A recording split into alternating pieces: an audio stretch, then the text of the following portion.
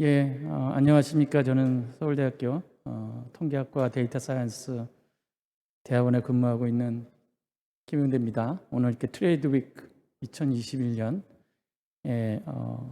세미나를 연사로 초청되게 된 것 되게 영광으로 생각합니다. 오늘 저는 빅데이터로 살펴본 서울, 그리고 서울 사람들이라는 주제로 말씀을 드릴 텐데요. 우리가 서울 하면은 이제 많은 것들이 생각납니다. 우리 대한민국의 수도고 또 큰 도시고 한강도 있고 뭐 이렇게 어느 정도 우리가 많이들 공유하고 있는 이미지가 있는데요. 과연 서울 사람들은 무엇을 좋아하고 무엇을 생각하고 있는지에 대해서는 이게 잘 모르는 것 같아요. 저도 그렇게 크게 무슨 아이디어가 없었는데 이번에 이 강연을 계기로 저희가 빅데이터를 통해서 서울 사람들은 도대체 무엇을 생각하고 무엇을 좋아하고 어떻게 살고 있는가 그걸 한번 살펴보는 기회가 되었고 그걸 오늘 말씀드리도록 하겠습니다.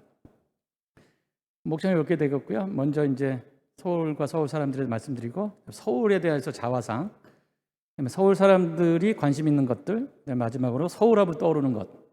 이렇게 해서 서울의 이미지가 도대체 우리 서울 사람들 나아가서는 우리 한국 사람들이 서울에 대해서 어떻게 생각하고 있는지에 대해서 말씀드리도록 하겠습니다. 들어가겠습니다. 여러분 서울하면 생각나는 거 뭐 있나요? 많죠. 먼저 제가 인터넷에서 서울하면 생각나는 거 찾아봤더니 1등은 이제 남산이더라고요. 남산. 이 등수를 누가 매겼는지 모르겠지만 중요하지 않습니다.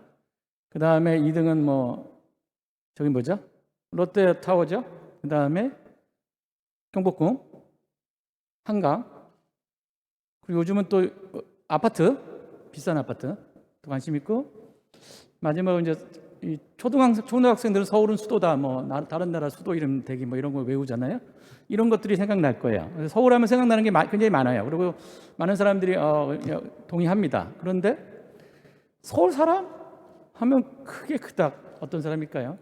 찾아봤더니 서울 사람을 쳤더니 이런 개그 프로가 나오더라고요. 여기 한 10여 년 전에 했던 개그 프로인데 서울 나들이라는 프로인데요.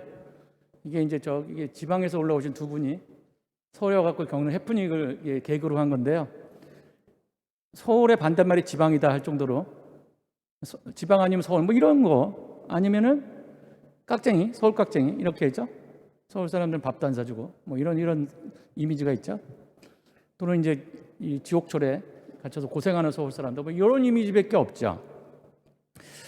그래서 제가 이제 오늘은 빅데이터를 통해서 서울 사람들이 도대체 어떤 생각을 하느냐 이걸 이제 제가 말씀드린 것이 제 강연의 주제입니다. 먼저 서울 사람들이 얘기하기 전에 서울에 대해서 잠깐 살펴볼게요. 서울에 대해서 살펴보면 이 데이터 소스는 통계청에 있는 데이터 포털에서 다 나온 겁니다. 그래서 여러분 관심 있으시면 여기 가셔서 분석하시면 되고요. 먼저 인구입니다. 인구를 보시면 불행히도 인구가 줄고 있어요. 지금 보시면 경기도가 급속하게 늘고 있고요. 서울은 줄고 있습니다. 아마 이건 집값 영향인 것 같기도 합니다. 인구는 조금씩 줄고 있다. 그 다음에 서울 사람들 연령대입니다. 연령대를 보면 10대 미만 취약 인구가 굉장히 쭉 작고요. 딴 데보다 제일 작고요. 그 대신 20대에서 60대 그러니까 일하는 사람들의 인구가 제일 크고 그다음에 노인들이 작고 그렇게 됩니다. 그러니까 결국은 서울은 일하는 도시다. 사람들이 일하러 오는 도시다. 이렇게 볼 수가 있겠죠. 그다음에 출산율입니다. 출산율은 놀랍지 않네요. 전국에서 제일 꼴찌입니다. 그러니까 서울에서는 일하기 바빠서 애를 낳지 않는지 모르겠지만 꼴찌고요. 그다음에 1인당 개인소득을 보시면 1등이 서울특별시입니다. 그러니까 서울특별시가 부자들이 잘 사는군요. 근데 2등 보시면 2등이 울산이에요. 근데 가끔씩 그러신 얘기 들어보셨을 거예요. 울산이 서울보다 잘 산다. 이런 얘기를 하는 분들이 있는데 그것도 맞아요. 근데 그거는 이제 울산에 있는 기업들이 있거든요. 기업체 소득까지 합치면 울산이 1등입니다. 근데 요거는 이제 개인 소득입니다. 개인이 번 소득을 하고 랭킹을 매기면 서울특별시가 1위가 되고 2위가 울산이고 3위가 광주더라고요. 제가 좀 깜짝 놀랐습니다. 오늘 서울 얘기하는데 가끔씩 광주 얘기 좀 튀어나올 거예요. 왜냐하면 제가 이걸 분석하다 보니까 광주가 조금씩 다른 거랑 좀 달라요. 광주, 그 다음에 경기도, 세종특별시, 대전 이렇게가 이제 또 한 그룹 묶이고 그 다음에 이렇게 됩니다. 근데 서울이 잘 사는 도시고, 반면에 오른쪽을 보시면 개인 지출과 소득 지출 뺀 거가 나오는데요. 저 파란색 바가 이제 소득에서 지출을 뺀 겁니다. 보면은 서울이 현저하게 작아요. 서울 사람들은 돈을 많이 벌지만 또 많이 쓰는 거예요. 뭐 물가가 비싸서 그렇겠죠. 또는 소비 성향이 높거나요. 하여튼 이렇게 살고 있습니다. 그리고 인구 1000명당 주택 수를 보면 주택 수도 모자릅니다. 집이 모자른 거죠. 서울에 집이 많은 것 같은데 그렇지 않아요. 인구가 줄고 있는데도 불구하고 집이 이렇게 모자른 건 좀 저도 놀랐습니다. 더 줘야 될 것 같고요. 그다음에 녹지 비율인데, 녹지 비율. 이 왼쪽이 뭐냐면은 면적입니다. 면적. 왼쪽 그림은 면적인데 서울이 유독 작잖아요. 근데 이제 오른쪽이 뭐냐면은 그걸 나눈 거예요. 녹지만을 갖고 또 녹지 면적인데, 요게 이제 상대적으로 녹지도 다른 도시에 비해서 작다는 걸 우리가 알 수 있습니다. 음주하고 흡연율인데, 왼쪽은 음주고 오른쪽은 흡연율인데, 서울 사람들은 술은 제법 마시지만 담배는 별로 안 핀다. 뭐 이런 거를 알 수가 있죠. 자, 이게 이제 제가 서울에 대해서 간단하게 살펴보는 거고요. 그 다음은 이제 서울 사람들은 그러면 이제 어떤 관심사를 갖고 있느냐에 대해서 좀 살펴보도록 하겠습니다. 이게 제가 분석한 데이터는 네이버 검색 데이터를 사용했고요. 2020년 1월부터 6일까지의 데이터를 바탕으로 했습니다. 그래서 이쪽 슬라이드 보시면 왼쪽은 검색한 서울시에서 검색한 사람에 대해서 남녀 비율하고, 오른쪽은 연령대인데요. 남녀 비율은 뭐 별 차이가 없는데 오른쪽에 연령대를 보시면 아무래도 20대가 제일 많고요. 30대 살짝 쭉 줄죠. 그러니까 아무리 봐도 이거는 이제 젊은 사람들 위주의 통계기는 하겠지만 그렇지만 이제 하여튼 다른 도시와 비교해서 서울의 다른 점, 차이점 같은 거는 살펴볼 수 있을 것 같습니다. 그리고 제가 이제 이걸 네이버 데이터에서 했는데, 그럼 사람들이 데이터 어떻게 얻었냐 물어보는데, 그래서 PPL을 잠깐 할 텐데요. 이건 이제 네이버 PPL인데, 네이버가 최근에 데이터 박스라는 유료 서비스를 오픈했습니다. 그래서 클라우드 서비스인데요. 여기 클라우드 서비스 들어가시면은 네이버가 소비자들이 네이버에 와서 이용자들이 검색하고 쇼핑하고 했던 자료들 여기다 다 넣어놨어요. 그래서 원하시면은 여기 가서 분석하셔서 여러 가지 정보를 얻어갈 수 있는데요. 특히 그 비즈니스를 하시는 분들은, 또는 마케팅에 관심 있으신 분들은 여기 오시면 굉장히 좋은 자료들이 많은데요. 여러분들 뭐 이런, 제가 이제 학생들한테 강의할 때 이렇게 강의하거든요. 코카콜라 사장님이 가장 관심 있는 데이터가 뭐냐 그러면은 코카콜라가 아니고 펩시콜라 매출이 이겠죠.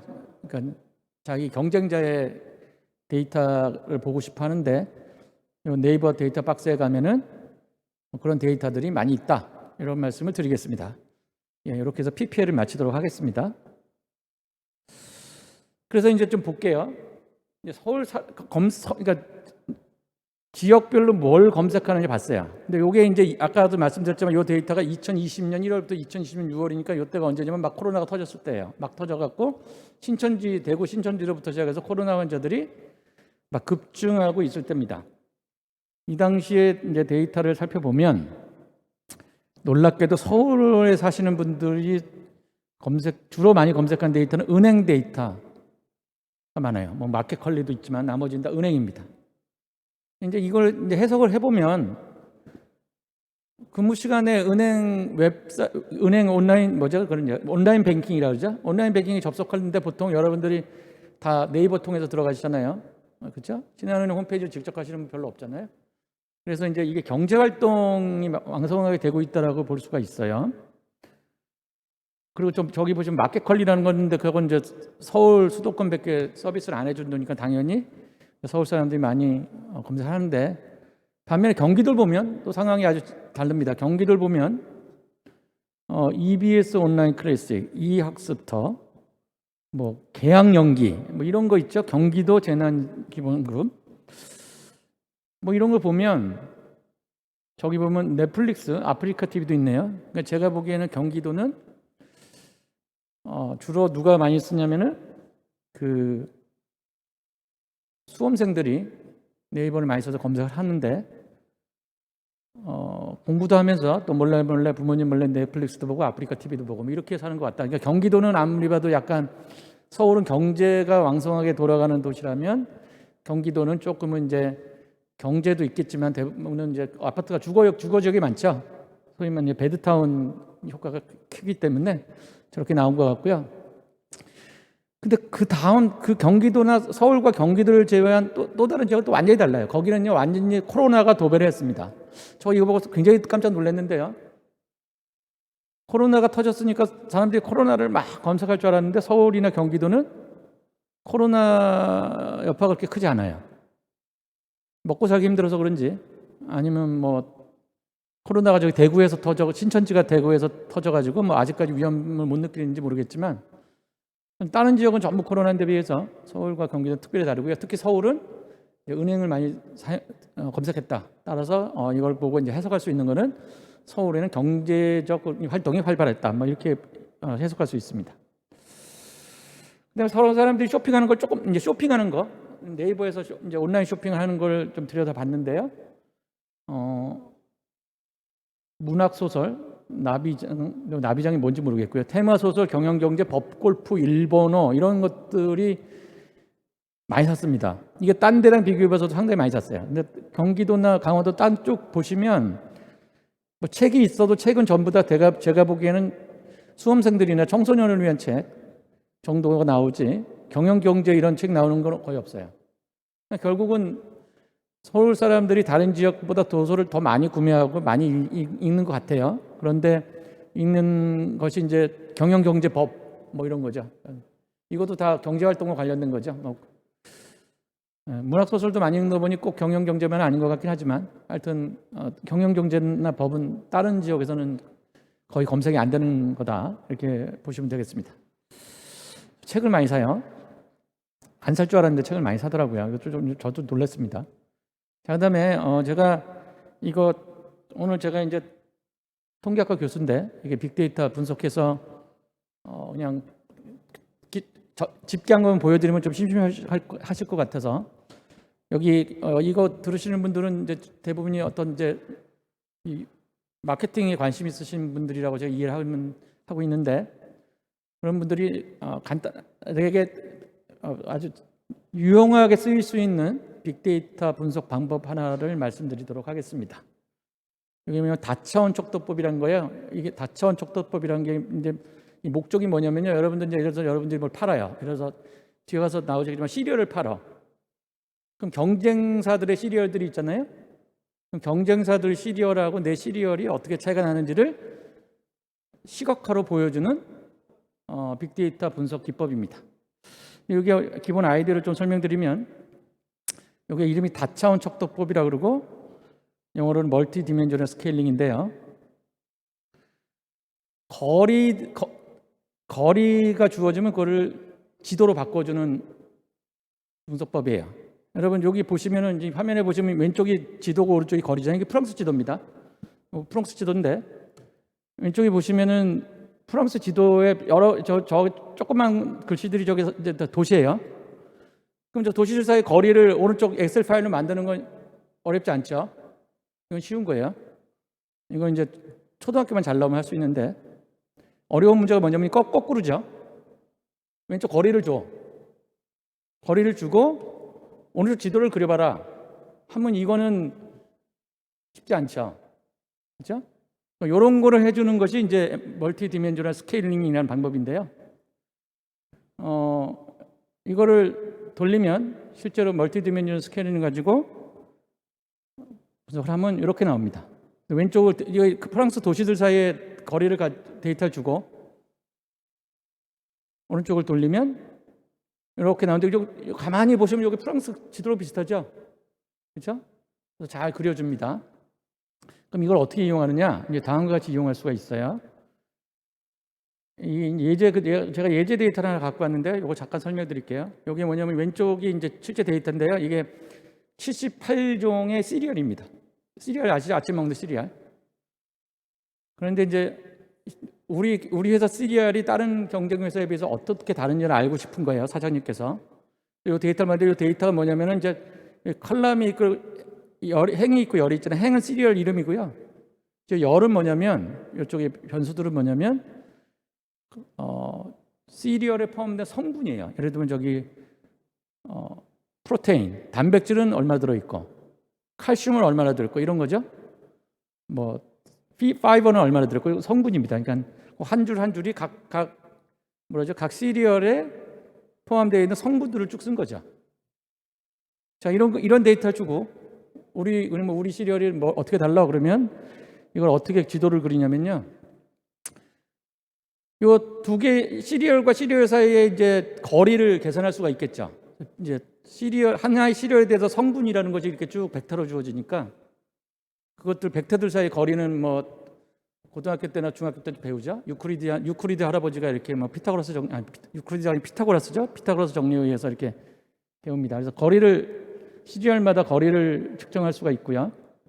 그럼 측정된 거리를 가지고 지도를 그린 거예요. 그러니까 지도를 그린 게 오른편처럼 나옵니다. 근데 오른편 지도를 보시면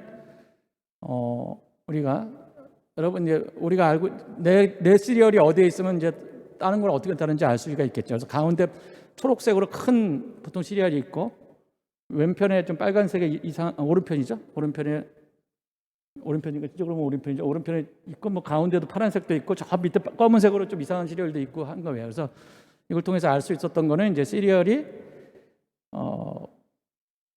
그냥 보통 시리얼이 있고, 건강용 시리얼이 있고, 달짝지근하고 맛있는 시리얼이 있고, 그다음에 아주 엽기적인 컬트 시리얼도 있다. 뭐 이런 걸 우리가 쉽게 알아낼 수 있어요. 그래서 여러 가지 이게 78개의 시리얼에 대해서 이렇게 화면에 다 뿌려준 거라서 한눈에 다른 경쟁사 제품하고 비교할 수가 있는 거예요. 자, 그럼 제가 MDS를 어디다가 적용을 했냐면요. MDS를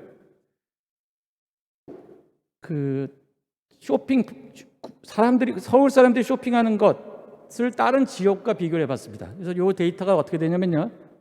이 행은 여러 우리나라 지역구예요. 그러니까 서울, 강원도, 뭐 충청북도, 충청남도 이렇게 되죠. 쭉 나가고 이게 행이고요. 열은 이제 네이버가 그 상품을 분류하는 게 13개 상품으로 분류한다고 합니다. 13개 상품에 대해서 구매한 퍼센티지입니다. 저게 퍼센티지고요. 저 데이터를 이용해서 서울이 다른 지역에 비해서 얼마나 쇼핑 패턴이 다르냐, 서울 사람들이 사는 것이 다르냐를 살펴보았습니다. 살펴보는 방법 아까 MDS를 이용했고요. 기본적으로는 그 지역 간의 거리를 계산한 다음에 MDS를 적용했습니다. 그래서 나온 결과인데요. 결과가 아주 흥미로웠어요. 이렇게 나왔습니다. 저 오른편 위쪽에 서울특 표시가 있어요. 그러니까 다른 거가 많이 다르잖아요. 근데 어떤 여러분들이 눈에 보셔도 서울만 다른 게 아니라 또 다른 두 개 지역이 또 다르죠. 어디요? 광주와 제주입니다. 광주 지역, 제주도의 쇼핑 패턴이 서울하고 다른 거야 이해가 가지만, 광주 지역이 다른 지역과 많이 다르다는 거는 좀 이해하기가 쉽지 않았고요. 그래서 제가 열심히 찾아봐서 많은 걸 재미있는 사실을 발견하긴 했는데, 오늘은 서울 얘기를 주로 해야 되는 거라서 제가 오늘 생략하도록 하겠습니다. 그래서 이제 서울도 딱 이 지도에 보시면 서울이 다른 지역하고 많이 다른 걸 알 수가 있고요. 그럼 서울 사람들은 뭘 특이하게 샀느냐? 특이하게 산 물건들에 대해서 몇 개만 소개시켜드리면, 서울 사람들은 출산 육아 제품을 잘 안 샀고요. 반면에 여가나 생활 편의 물품을 많이 샀습니다. 놀랍지 않죠? 서울 사람들은 애 안 낳고 많이 노는 사람들이라고 보시면 되겠고요. 참고로 광주 같은 경우는, 제주도는 패션 의류가 딴 지역보다 많이 팔렸고, 제주 같은 경우는 가구 인테리어도 많이 팔렸어요. 가구 인테리어가 제주도에서 많이 팔린 이유는 글쎄요, 집을 많이 졌나요? 아니면 펜션을 많이 졌나? 잘 모르겠습니다. 자, 이건 이제 광주, 제주는 여기까지 얘기하고요. 서울 사람들이 좀 특별하게 산 물건 한번 살펴보겠습니다. 하나 하면요, 이겁니다. 이게 VOD. 서울 사람들이 영화를 굉장히 많이 봐요. 제주도도 그래요. 그렇지만 서울 사람들이 VOD를 많이 보고요. 이것도 아주 재밌습니다. 노트북 도난 방지 물품. 압도적으로 서울 사람들이 많이 삽니다. 노트북도 많이 하시고, 노트북도 많이 잊어버리고 하나 봐요. 그래서 노트북 도난 방지도 많이 사셨고. 이것도 좀 특이했는데요. 이사 청소용품.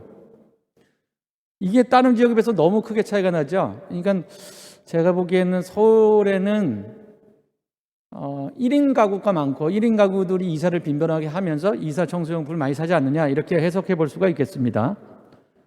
그 다음에 외식 상품권, 뭐 이건 놀랍진 않죠. 그냥 혼자 살다 보니까 외식도 많이 하고요. 그래서 정리하자면 서울 사람들은 이렇게 정리할 수 있어요. 은행을 자주 이용하고 책을 많이 읽고 영화를 또 많이 보고 또 노트북도 많이 쓰고 또 많이 잊어버리고 이사도 많이 하고 외식도 많이 하고, 그래서 서울 사람들을 한마디로 스테레오타입을 정해보자 했더니 제가 생각나는 게 이런 스테레오타입이지 않을까. 그래서 역시 골드미스가 사는 도시가 서울이 아닐까라고 생각을 해봤습니다. 자, 이렇게 해서 서울 사람들이 도대체 무엇에 관심 있는지를 살펴보았고요. 마지막으로 한 5분 정도로 서울 하면 생각나는 게 무엇이냐를 또 살펴봤습니다. 서울 하면 이게 뭐냐면 어떻게 저희가 분석을 했냐면요, 네이버에서 연관 검색을 썼습니다. 그러니까 서울과 같이 검색된 단어들을 살펴서 서울이면 사람들이 서울을 하면 연상되는 것이 무엇인지 살펴보았는데요. 제일 먼저 특색이 있던 건 서울은 수도다. 그래서 서울과 같이 검색된 다른 나라 수도들이 굉장히 많았어요. 도쿄, 뭐 뉴욕, 홍콩 쪽 있죠. 요거는 딱 서울만 그랬어요. 부산, 대전, 광주 이런 관광 검색어가 안 나옵니다. 그러니까 서울은 사람들의 인식이 서울은 수도다, 이런 게 있었고요. 두 번째로는 이제 장소를 봤어요. 장소를 봤더니 이렇게 나왔는데 1등이 남산이 아니고 경복궁 롯데월드였고요. 2등이 경복궁, 3등이 이태원, 4등이 한강. 해서 남산타워가 맨날 꼴찌가 되네요. 그렇죠? 맨 처음에 제가 슬라이드에서 보여드렸던 어떤 업체에서 제시한 통계에서 남산이 1등이었는데 요즘은 바뀐 것 같아요. 요즘은 롯데월드가 1등이네요. 자, 그다음에 이런 거 장소 빼고 수도 빼고 다 빼고 일상생활에서 어떤 걸 검색하느냐를 봤더니 이게 서울 사람들이 많이 검색한, 서울과 같이 연관해서 검색한 단어들인데, 보시면 맞춤법 검사기, 쿠팡, 뭐 번역기, 지도, 네이버 부동산 등등, 뭐 알바몬, 사람인, 파파고 3등 대충 나오죠. 스펙이 구직자들 많고 또 집 찾는 사람도 많고 뭐 이런 거죠. 그래서 구직 활동을 활발히 했다, 뭐 이런 얘기를 할 수가 있어요. 그런데 이게 놀라운 게 뭐냐면 다른 도시를 이게 제가 아까 처음에도 말씀드렸지만 2020년 1월부터 2020년 6월 사이의 통계인데요. 다른 도시를 찾아봤더니 전부 코로나예요. 부산, 대전, 광주 다 코로나예요. 서울만 코로나가 뒤에 아주 후순위로 밀립니다. 그러니까 서울은 2020년도 1월, 6월 신천지 막 터지고 코로나 터졌을 때도 서울만은 액티브하게 돌아갔던 거예요. 그래서 제가 마지막인데요. 서울이라 그러면 어떤 생각을 하냐, 사람들이. 일단 젊은 도시다. 아까 홍대, 이태원 뭐 이런 걸 보니까 뭐 구직도 하고 여러 가지 보니까 젊은 도시고요. 그 다음에 부가 몰리는 도시죠. 그래서 여러 기업들의 헤드쿼터들이 서울에 있고요. 그러면서도 알바몬이나 사람인을 보니까 이게 다 구직 사이트거든요. 그러니까 이제 젊은 사람들이 와서 구직을 하는, 어렵게 살고 있는 젊은 사람도 많이 있다는 거고요. 그 다음에 뭐 네이버 부동산을 보니까 집도 많이 구하고 있는 거죠. 반면에 코로나는 저 밑에 끌려서 가고 있다. 따라서 결론을 내리면 서울은 코로나도 무서워하지 않는 젊고 액티브한 도시다라는 말씀으로 결론을 내릴 수 있겠습니다. 제 강의는 여기까지 하도록 하겠습니다. 들어주셔서 감사합니다.